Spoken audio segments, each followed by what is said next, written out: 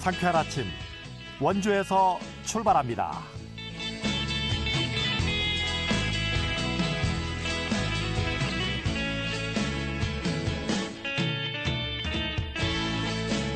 안녕하십니까. 2월 15일 목요일 아침에 인사드립니다. KBS 원주방송국 상쾌한 아침 원주에서 출발합니다. 아나운서 유지철입니다. 최근에 설 명절을 맞아서 선물로 받은 건강기능식품을 다시 판매하는 매물들이 중고거래 플랫폼을 통해 쏟아져 나오고 있다고 합니다. 건강기능식품의 중고거래는 현행법상 명백한 불법이지만 이를 인지하지 못하고 플랫폼을 통해 거래하는 경우가 빈번해서 각별한 주의가 요구된다고 하는데요. 건강기능식품에 관한 법률에 따르면요, 지방자치단체에 영업신고를 한 사람에 한해서 건강기능식품 판매가 허용되고 이를 위반한 경우에는 5년 이하의 징역, 5천만 원 이하의 벌금형에 처해질 수 있습니다. 하지만 명절 대목에 가장 많이 선물을 하는 품목인 건강기능식품의 중고거래를 제한하는 것이 불합리하다, 이런 지적이 끊임없이 제기되고 있는 상황이라 정부에서도 현재 제도 개편을 논의해서 올 상반기 안에 건강기능식품 재판매와 관련된 구체적인 방안을 마련할 계획이라고 합니다. 하지만 아직까지 현행법상 건강기능식품의 중고거래는 명확히 불법이라고 규정되어 있는 만큼 청취자 여러분들도 중고거래 플랫폼 이용하실 때 이 점 유의하시기 바랍니다. 2월 15일 목요일 상쾌한 아침 원주에서 출발합니다.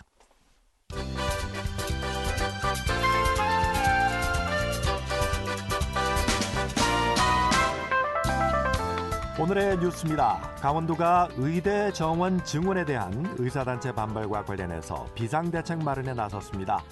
우선 의료원 등 도내 공공의료기관 14곳과 응급의료기관 26곳을 중심으로 의사단체의 집단행동에 대비합니다.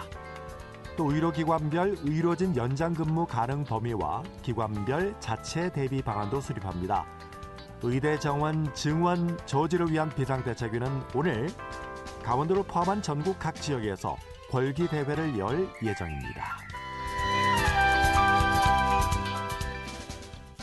강원도의회가 이달 23일까지 제325회 임시회를 엽니다.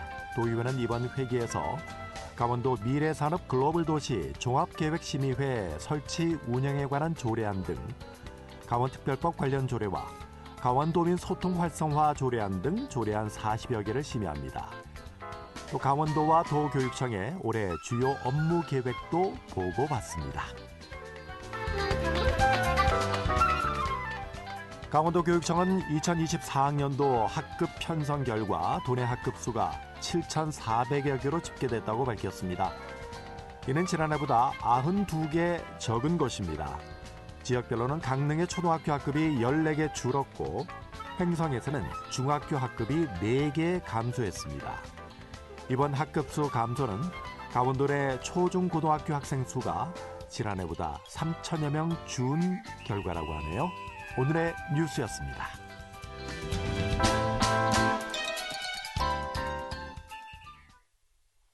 상쾌한 아침 원주에서 출발합니다. 듣고 계신 시각 8시 34분 향해 가고 있습니다. 정부가 2025학년도 대입 전형부터 의대 정원을 2,000명 확대하고 지역인재 전형 비율도 60%로 늘리겠다고 발표했습니다. 이 같은 조치가 만성적인 의료인 부족 문제로 시름을 앓고 있는 강원 지역의 의료인 확충으로 이어질 수 있을지 관심이 모아지고 있는데요. 이 내용을 원주의료원의 권태영 원장과 함께 자세히 점검해 보겠습니다. 원장님, 안녕하세요. 네, 안녕하세요. 반갑습니다. 네. 자, 정부가 내년도 입시부터 의대 정원을 확대하기로 결정을 했습니다. 우선 도내 의료 부족 문제부터 좀 짚어볼 텐데요. 강원도의 많은 시군에서 만성적인 의료인 부족 문제를 호소하고 있는데 원주의료원은 현재 어떤 상황인가요? 네, 원주의료원의 경우는 그래도 도내에서 원주시에 위치하고 있기 때문에 인구 증가가 거의 유일한 도시죠. 네. 또 지역에 의과대학도 있고 또 주변에 많은 간호대학이 있습니다. 그럼에도 불구하고 원주 지역도 좀 의료 인력 수급에 좀 어려운 점이 있지만 그래도 원주의료원의 경우에는 필요한 의료 인력은 그래도 구해지고 있는 상황이긴 합니다. 그래도 뭐 좀 부족한 진료과가 있을까요? 의사 수가 부족한 진료과? 저희 원주 의료원의 경우는 현재는 없는 상태입니다. 아, 예. 그렇군요. 네. 그 의료원이 국립의료원이 있고 또 지방의료원이 있잖아요. 국립의료원은 국립중앙의료원 한 중앙의료원. 곳이죠. 예. 그건 이제 보건복지부 소속이고 지방의료원은 이게 지방자치단체가 설립한 병원인가요? 지방지자체 출자 출연 기관이죠. 그렇지만 다 복지부에 소속돼 있는 의료기관입니다. 그렇군요. 예. 그러면은 이 의료원, 지방의료원의 의사충원은 보통 어떻게 하는 건가요? 지금 현재는 각 병원에서 네. 구인을 하고 있는 형편이죠. 구인 광고를 내고. 그렇죠. 아, 네. 절차에 따라서 구인 광고를 내고 또 필요한 인력들을 수급하고 있는 상황입니다. 네, 네. 그 공중보건의들도 좀 충원이 되나요? 공중보건의는 역사가 있는데 예전에는 공중보건의 선생님들이 많은 기여를 했어요. 네. 그런데 지금 뭐 언론에서도 보시듯이 공중보건의 선생님들이 네. 숫자가 많이 줄었고 또 그러므로 인해서 이렇게 시 단위에는 공중보건 선생님들이 거의 제한적으로 공급이 됩니다. 저희 의료원회 같은 경우는 예전에 많을 때는 7분까지 공중보건의 선생님이 오셨는데 네. 현재에는 의과는 한 분 이렇게 배치되고 있는 상황입니다. 그럼 주로 공중보건에는 군 단위의 의료원에 배치가 되는군요. 의료 소외 지역, 네. 의료가 열악한 지역을 우선적으로 배치하고 있는 상황입니다. 그렇군요. 자, 정부 발표에 따르면요. 의대 정원을 기존보다 2,000명 증가해서 5,058명으로 확대한다. 이렇게 발표를 했고 이에 따라서 강원도 내 의대 정원도 현재는 267명인데 이게 439명으로 늘어날 것으로 보입니다. 네. 자, 이런 강원도 내 의대 정원 확대가 강원 지역의 의료 인력난 해소에 직접적인 도움이 좀 될 수 있을까요? 저는 우리 강원도 현재 상황으로 봤을 때 뭐 직접적인 도움은 안 될 거라고 보고 있습니다. 왜냐하면 지금 강원도에 4개 의과대학이 있는데 거기에서 배출된 의사가 현재 267명인데 이건 다른 어떤 지자체보다도 굉장히 많은 숫자입니다. 그런데 그 227명의 중에서 반도 강원도 자체에서 수련시킬 병원이 없습니다. 그래서 그 숫자마저도 반 이상이 타 지역으로 주로 수도권으로 유출되고 있는 상황입니다. 다만 지역 인재 비율을 예전부터 높였다면 그나마 수련 및 수련 후 지역의 그런 인재들이 머무를 확률은 높다고 생각됩니다. 그래서 실제적으로 보면은 지역 인재를 많이 벌써 전형한 남부지방 여러 곳에서는 그런 효과가 나타나고 있습니다. 네. 강원도의 4개 의과대학에서 267명의 의사들이 매년 배출이 되는데 이 의사들을 수련할 그런 병원들이 강원도가 부족하다. 그래서 그 자체 수용을 못하죠. 예. 수용을 못한다. 예, 네, 예. 그래서 수도권으로 한 반 정도가 유출이 되나요? 그럼 어떻게 되나요? 반 이상이 유출되고 있죠. 반 이상이. 예. 네, 그렇군요. 자, 이 도내 의대 정원이 일단 확대가 될 계획이고요. 그리고 지역 인재 전형 있잖아요. 지역 인재 전형. 예. 현재는 이게 30%죠. 지역 인재 전형이. 근데 30%까지인데 예. 사실은 지금 이제 뭐 수능 그 한계 때문에 최저등급 때문에 그것도 지금 30%를 해도 강원도에서는 한 20% 의대에 들어가기가 어려운 좀 현재 상황 그렇습니다. 현재 상황 그렇군요. 근데 이게 지금 이제 60%까지 확대하겠다 이게 정부의 방침인데 지금 현재 30%까지로 돼 있는데도 불구하고 이게 수능 최저 등급을 맞추지 못해서 이게 한 20%대밖에 되지 않는 상황인데 그렇죠. 만약에 60%로 이 확대를 한다고 하더라도 이게 과연 수능 최저 등급을 확보할 수 있을까 이런 우려의 목소리가 나오고 있고요. 네. 또 이렇게 될 경우에 그 의대 학생들 이 기본 학습 역량이 갖춰지지 않는 것 아니냐 이 불안한 입장도 좀 있습니다. 네, 원장님은 어떻게 생각하세요? 저는 지역 인재를 뭐 어쨌든 간에 많이 뽑기 위해서는 전례를 보면은 수능 최저 등급에 대한 조절은 좀 있어야 될 것 같고요. 네. 저는 뭐 개인적으로 수능 뭐 최상위권 학생들만이 좋은 의사가 된다고 생각지는 않습니다. 뭐 일정 능력이 된다면 의과대학에 입학해도 좋습니다. 다만 의과대학이라는 것이 과정이 길고 또 힘들고 고된 과정을 통과해야지만 되는 거거든요. 그 커리큘럼을 통과해야 되기 때문에 그래야지만 의사가 될 수 있고 또 힘든 수련 과정을 겪어야지만 전문의가 될 수 있는 과정이 있기 때문에 그 과정을 겪으면은 누구나 다 의사로서 역할을 할 수 있지 않을까 하는 생각이 있습니다. 일단은 의과대학이 그 과정이 좀 길죠. 또 힘들고 고되고 실습도 많이 해야 되고 또 인턴 레지던트 이런 과정이 워낙 네네. 또 길잖아요. 그렇죠. 이걸 다 통과를 해야 진짜 전문의가 되는 건데 뭐 수능 최저 등급 기본 학습 역량도 물론 역량이지만 이 긴 과정을 과연 마라톤처럼 완주할 수 있을 것이냐. 이제 그 부분이 좀 문제가 되는 거군요. 그러니까 한 명의 의사를 만들기 위해서 좀 투자가 많이 되는 거죠. 네네. 개인적 투자든지 사회적 투자든지 네. 그런 과정이 있습니다. 아까 현재 그 강원도 4개 의과대학에서 267명의 의사들이 배출이 네네. 되고 그런데 지금 이 의사들을 이제 수련시킬 병원, 그러니까 이제 인턴이나 레지던트로 이제 수련을 시킬 병원이 강원도는 워낙 부족하다 보니까 현재 절반 네네. 이상이 수도권으로 유출되고 있다. 이렇게 지금 현재 실정이죠. 네, 말씀을 하셨는데, 자 강원도 내 의대 정원이 이제 뭐 지금 439명까지 늘어날 것이다. 이렇게 지금 보고 있거든요. 예.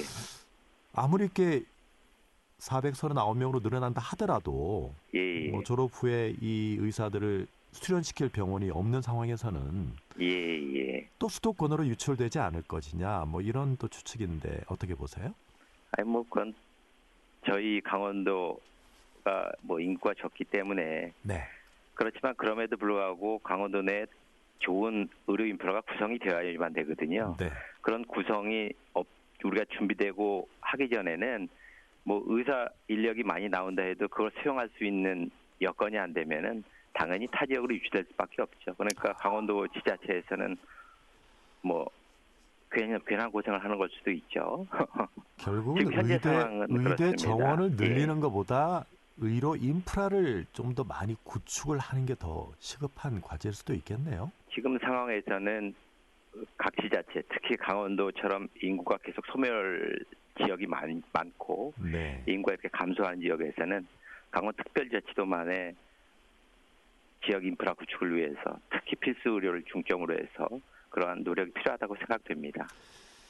이 강원 지역의 의료 인프라가 현재까지 좀 부족하고 의사들을 수련시킬 병원이 부족하고 이런 원인은 결국 뭐라고 보세요? 인구가 좀 적어서 그런가요? 어떤가요? 다 인지하고 계시지만 네. 뭐 시장의 논리입니다. 우리나라 의료가 민간 의료가 90% 이상을 차지하고 있고 공공의료가 10% 이하이기 때문에 네. 시장의 논리를 보자면은 강원특별자치도의 경우에는 인구는 소멸되고 적고 또 지역은 굉장히 넓지 않습니까? 그래서 강원도만의 이러한 지자체, 강원도 지자체만의 특별해법을 좀 연구하고 분석해 보는 것이 굉장히 필요하다고 생각됩니다. 네.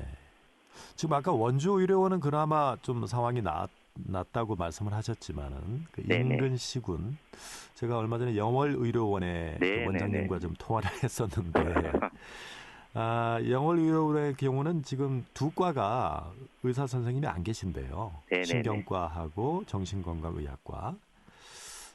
신경과는 이미 8년째 이게 지금 현재 그 의사분이 안 계셔가지고 지금 다른 지역 뭐 제천이나 단양이나 아니면 이 원주로 와서 진료를 받으시는 이런 상황인데 이렇게 그 사실 붕괴 위기에 놓인 지역 의료 시스템 이걸 다시 복구하기 위해서 정부나 지자체가 어떤 해결책을 마련해야 한다고 보세요? 이렇게 강원특별자치도의 경우에는 아까도 말씀드렸지만 시장의 논리로 맡기면은 사실은 답이 없습니다. 뭐 의사 수를 아무한 많이 만들어놔도 좋은 의료기관이 없기 때문에 그 의사 선생님들도 수용을 할 수가 없거든요. 네네. 그래서 강원도만의 어쨌든 간에 해법을 찾아야 되는데 저는 그 해법 중에 하나가 강원도는 그래도 지역에 공공의료기관이 있거든요. 네. 공공의료기관의 역량 강화가 반드시 좀 필요하다고 생각됩니다. 공공의료기관의 역량 강화. 예. 네. 그리고 뭐 강원도만의 의료 전달 체계를 확실하게 확립을 해야지만 그래도 강원도만의 완결형 진료를 할 수가 있고 특히 강원도 같은 경우에는 시장 논리에 맡겨놔서는 지금 이 무너져가는 필수를 비롯한 모든 의료 시스템을 회복이 될 가능성이 많이 좀 적은 것 같습니다. 네. 병원 단위에서요. 공공의료기관의 역량 강화라면은 그 의료원들, 특히나 의료원을 중심으로 이 병상이나 의료시설이나 의사나 이런 충원이 좀 필요하다 이런 말씀인가요? 예, 일본 같은 경우 보면은 네. 지자체별로 굉장히 성공하고 있거든요. 네. 그러니까 강원도 같은 경우에는 국립대도 있고 또 다른 어느 지자체보다도 의료원 수가 많습니다. 5개나 있기 때문에 네. 이런 것을 베이스로 한 강화 시스템을 좀 구축한다면은 좀 지역에 사실 아나운서님도 가보시면 영월 같은 지역에는 좋은 병원이 들어갈 수 있는 여건이 아니거든요. 그렇죠. 시장 논리로 보자면은 그렇기 때문에 그러한 지역 의료원들이 요소에 있기 때문에 네. 그러한 지역의 공공의료 역량을 강화시켜 준다면은 우리가 강원도만의 또 나름대로 특별한 해법을 찾을 수 있지 않을까 하는 것이 뭐 제 생각이 있습니다. 네. 아무튼 이 강원 지역의 의료 인프라, 의료인 부족 문제가 빨리 좀 해결됐으면 좋겠습니다. 네. 오늘 말씀 잘 들었습니다. 예. 원주의료원의 권태영 원장과 이야기를 나눴습니다.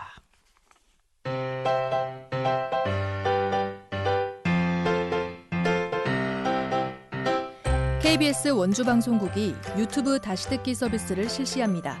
매일 아침 강원 영서남부권의 뉴스와 정보를 전해드리는 상쾌한 아침 원주에서 출발합니다는 KBS 원주라디오 유튜브 채널을 통해 다시 들을 수 있습니다.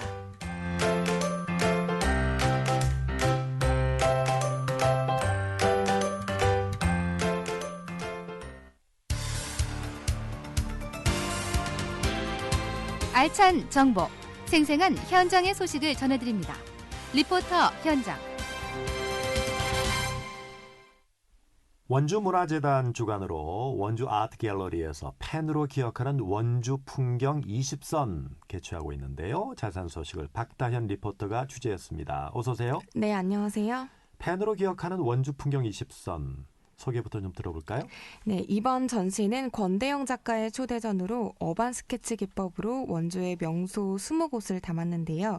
60여 년을 원주에서 보낸 중견 작가가 우리 지역을 애정어린 시선으로 바라보고 또 그곳을 작품으로 담아내 전시를 보는 동안 원주의 새로운 모습을 보실 수 있을 겁니다. 여기서 어반 스케치 기법은 도시의 건물이나 거리, 경관을 사진처럼 기록하거나 작품으로 만드는 미술 양식인데요. 주로 건축학도의 드로잉 선과 담체적 표현이 특징입니다. 무엇보다 어반 스케치의 매력은 실제 대상 앞에서 오랜 시간 그려내면서 그 현장을 담아내는 데에 있는데요. 원주 사람이라면 한 번쯤 가봤을 것 같은 20곳을 전시회에서 볼 수 있었습니다. 자세한 내용 원주문화재단 창의문화도시지원센터 안재원 센터장 이야기 들어보겠습니다. 펜으로 기억하는 원주 풍경 20선은 도심 속 문화 쉼터를 지향하는 원주 아트갤러리가 올해 원주 시민들을 위해 준비한 두 번째 전시회입니다. 앞서 지난 1월 17일부터 3주간 선보인 윤재진 초청 사진전 찬란한 시작 감동의 순간이 사진으로 포착한 원주의 모습이었다면 권대영 작가의 펜으로 기억하는 원주 풍경 20선은 어반 스케치를 통해 우리 고장을 다시 한번 생각할 수 있는 기회를 제공합니다. 60여 년을 원주에서 보낸 중견 작가가 우리 고장을 애정 가득한 시선으로 바라보고 그린 작품을 감상하면서 원주의 새로운 모습을 발견하는 시간이 되셨으면 합니다. 원주 풍경 20선이라고 하면은 이 20곳 어떤 곳을 그려냈을까 궁금하네요. 네, 저도 어제 전시회를 방문해 봤는데요. 그림을 보고 있는데 정말 사진을 보는 것처럼 그 현장감이 느껴졌습니다. 마치 그림 속 장소에 와 있는 기분이 들었는데요. 전시회에는 국가지정 문화재인 강원 가명 선화당을 비롯해 포종루, 원동성당, 원주역, 급수탑 등 시간의 흐름 속에서도 온전한 모습으로 제자리를 지키고 있는 원주의 문화유산들을 만나볼 수 있었습니다. 있습니다. 또 원일로와 원주 혁신도시 등 도심 속 경관도 인상 깊었는데요. 원주의 옛 거리와 새로 생긴 도시의 분위기를 담았습니다. 이어서 이번 전시에서 작품을 선보인 권대영 작가와 전시회에서 만난 원주 시민분 이야기 들어보시죠. 저는 원주서 약 40년 이상 화가 활동을 하고 있는 권대영입니다. 저는 주로 서양화 작업을 하고 있고요. 변화를 좀 준다는 의미에서 어반 스케치 작업을 좀 했어요. 좀 사실은 어반 스케치가 굉장히 핫하다 그러나요? 이렇게 많이 사람들이 이제 작업을 하고 있는데 그러다 보니까 저도 하고 싶어지는 그런 마음이 생겨서 사람마다 다 다르겠지만 어릴 때부터 원일로를 오가면서 보았던 강원 감영 곳이 저는 어릴 때는 거의 매일 보다시피 했던 장소이기 때문에 저한테는 다른 사람은 어떨지 모르지만 좀 남다른 의미가 있죠. 그래서 변화하는 과정도 좀 보면서 원주의 풍경 가운데서는 그래도 별하게 애정을 느껴서 좀 작업을 좀 많이 했습니다. 아마 원주 시민들이라면은 충분히 알 수 있는 그런 장소들입니다. 많이 가보신 분들도 계시고 할 거라서 낯설지 않은 그런 곳입니다. 그래서 그런 곳을 20군데 정해서 그리게 됐습니다. 옛 생각나고 여기가 여기고 이랬었구나 하는 게 마음에 드는 거요? 또 선화당 아닌가? 이제 옛날에 이제 그게 아직까지 여기 원주에 이렇게 이제 살아 있다는 게 좋아요. 일단 고등학교 때까지는 원주에서 자랐기 때문에 지금 풍경들이 많이 있었는데 그래도 사진이 아니고 그림으로 접하게 되니까 또 색다른 느낌이기도 하고 아마 저뿐만이 아니라 원주 시민분들이 관람하시게 되면 뭔가 이런 풍경에 얽힌 개인적인 그런 추억들 그런 게 떠오를 것 같아서 되게 좀 옛 생각에 잠기게 되는 그런 전시인 것 같아요. 네네.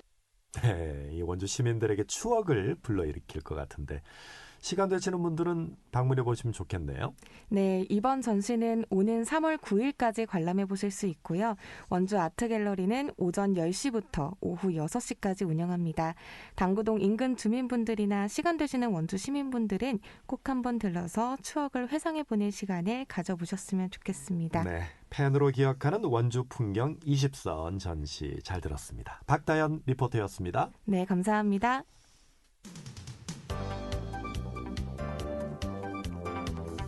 생생한 현장, 유익한 생활 정보를 전해드리겠습니다. KBS 원주라디오 상쾌한 아침 원주에서 출발합니다를 함께하고 있습니다. 8시 53분 향해 가고 있습니다. 횡성농업기술센터가 오는 26일부터 3월 4일까지 농특산물을 이용한 안심 먹거리 생산, 판매, 유통, 소비를 아우르는 네트워크 구축을 목적으로 농촌 신활력 플러스 사업에 액션그룹을 모집해 육성할 계획을 밝혔습니다. 사업 내용을 횡성농업기술센터의 자원식품팀 정병준 농촌지도사를 연결해서 알아보겠습니다. 지도사님 안녕하세요. 네, 안녕하세요. 네, 우선 횡성군의 농촌 신활력 플러스 사업, 이게 어떤 사업인지 소개해 주실까요? 네, 저희 횡성군 농촌 신활력 플러스 사업은 소비시장의 변화, 높아진 소비자 눈높이에 맞춘 안전 먹거리를 생산하고 그리고 청년들이 이제 지역에 정착할 수 있는 일자리를 마련해서 농촌 지역의 새로운 활력을 불어넣어서 지역 주민의 역량 강화를 통해서 지역의 주체로서 활동하고 자립할 수 있는 기반을 조성하고자 하는 사업입니다. 그래서 저희 사업은 총 4개의 세부 사업으로 이루어져 있고요. 첫 번째는 농특산물 가공식품에 대한 생산과 유통을 위한 인프라를 구축하는 사업과 사업을 주도적으로 이끌어갈 수 있는 지역 주민에 대한 역량 강화와 전문 인력을 양성하는 사업, 그리고 세 번째는 신제품 개발을 통한 시장 개척과 진출을 위한 지원 사업과 마지막으로는 지속적인 사업 활성화와 확대를 위해서 어떤 인적 네트워크 구축과 마케팅 강화를 위한 사업 총 4가지로 구분되어 있습니다. 네, 이번 사업을 통해서 액션그룹을 선발을 하는데 이 액션그룹이 어떤 행동을 하는 조직을 말하는 건가요? 저희 신활 플러스 사업은 이제 저희 민간과 그리고 중간 지원 조직, 지자체가 협력해서 사업을 추진하는 구조와 특징을 갖고 있습니다. 그래서 이 때문에 저희 이제 횡성 지역 여건에 맞는 성공적인 사업 추진을 위해서 민간 주도의 아이디어와 사업 참여가 절실한데요. 이런 역할을 하는 것이 이번 사업을 통해 선발되는 액션 그룹이고 선발된 액션 그룹들은 이제 저희가 구축하는 식품 제조 공장과 물류 창고 등으로 구성된 안심단지 기반 시설을 이용해서 생성군의 농특산물 가공식품을 개발하고 생산 판매 홍보를 통해서 시너지 효과를 창출하고 지역의 다수가 혜택을 받을 수 있도록 지역 활성화 그리고 공익 창출에 기여할 수 있는 조직을 말합니다. 네, 이 액션 그룹에 선정이 되면 어떤 혜택을 받을 수 있나요? 저희가 지금 총 금년에는 5개 액션 그룹을 선정할 계획을 갖고 있고요. 선정된 액션 그룹은 액션 그룹 육성을 통해서 자기부담금 20%를 포함해서 3천만 원의 사업비를 지원받을 수 있습니다. 네. 또한 식품 제조 시설과 분류 창고 기반 시설을 이용할 수 있고 저희 신화력 사업을 통해서 개발된 통합 브랜드와 개발 제품에 대한 어떤 사용 신청 그리고 기술 이전 협약을 통해서 사용 가능하고 제품 판매 활성화를 위해서 지역 축제라던가 식품 박람회 부스 운영과 같은 마케팅 관련 사업을 또한 지원받을 수 있습니다. 작년에도 이 사업을 진행을 했었는데 어떤 성과가 있었죠? 저희가 이제 작년에 처음으로 액션 그룹 모집을 시작하였는데요. 저희가 생각했던 것보다 많은 지역 주민들께서 이제 참여를 해주셔서 신청은 28개소가 총 신청을 해주셨고 그 중에 저희가 9개소의 액션 그룹을 선정을 했습니다. 그래서 이분들께서 저희 이제 횡성에서 보통 주요 특산물이라고 할 수 있는 한우, 더덕, 사과 같은 이런 농특산물을 활용한 가공식품을 개발해서 지역 생산자들과 상생하고자 하는 액션 그룹이 있었고, 네. 그리고 이제 저희 루지 체험장과 같은 어떤 대표적인 지역 관광 자원을 활용한 관광지 시그니처 메뉴를 개발하고 신화력 사업을 통해서 개발된 저희 이제 펫푸드 같은 경우도 이제 기술 이전을 받아서 상품화한 액션 그룹이 사업을 추진하였습니다. 그래서 이분들이 이제 작년에 사업장을 이제 개업하신 곳도 있고, 작년 12월 같은 경우에는 저희가 12월에 전국 식품 박람회가 열렸는데요. 4개의 액션 그룹 분들이 참가하셔서 준비해 가신 물품을 모두 다 완판하시는 결과를 저희가 또 얻을 수 있었습니다. 그렇군요. 올해는 이 사업을 통해서 어떤 성과를 계획하고 계시는지요? 저희가 올해 이제 상반기에는 이제 저희가 안심단지라고 부르는 식품 제조 공장이랑 그리고 물류 창고동이 이제 저희가 완공 예정에 있습니다. 그래서 올해는 이제 꼭 저희 액션 그룹에서 저희 안심단지를 통해서 이제 신제품을 생산하고 유통을 하고 그리고 더 나아가서는 저희 이제 강원도 몰을 통해서 제품 판매까지 일단은 기대하는 것이 올해 계획이라고 보시면 되겠습니다. 네, 이 사업으로 횡성 지역에 또 새로운 활력을 얻을 수 있었으면 좋겠네요. 오늘 말씀 잘 들었습니다. 예, 고맙습니다. 횡성 농업기술센터 자원식품팀의 정병준 주무관과 말씀을 나눴습니다. KBS 원주방송국 상쾌한 아침 원주에서 출발합니다. 오늘 순서는 여기까지입니다. 저는 내일 아침 8시 30분에 다시 찾아뵙겠습니다. 안녕히 계십시오.